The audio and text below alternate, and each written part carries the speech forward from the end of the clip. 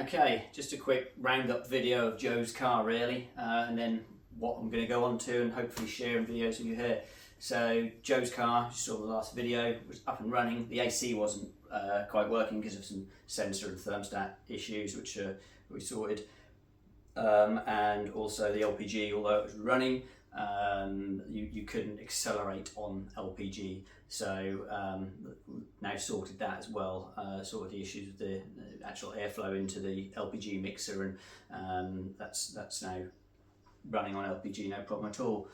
So yeah, also obviously the AC, got that all running properly as well, got the thermostat on the heater control, got the temperature probe in the core, so the system's working perfectly as if from original now, so all good there.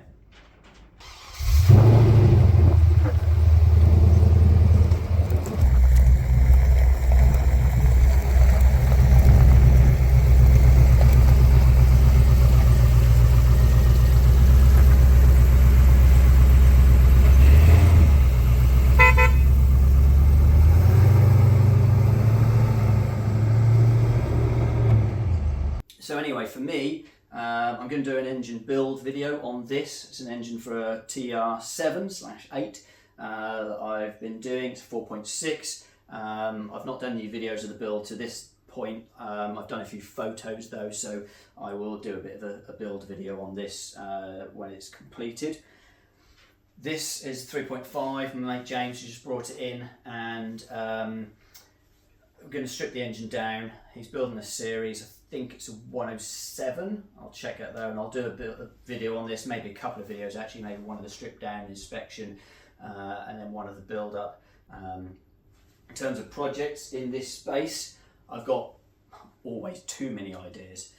So the next project in here, which I'll do a bit of a video on, is the off-roading KA. I'm not actually going to continue with the KA. The next step really for it would be a kit car test, put it on the road.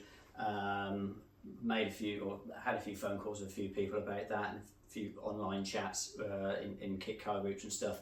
And it's going to need a lot of work to pass a kit car test. There's potential that it wouldn't, and it's a huge investment, not only in money but time as well. I've not used it off-road for probably 4 years, so I've got other projects here now.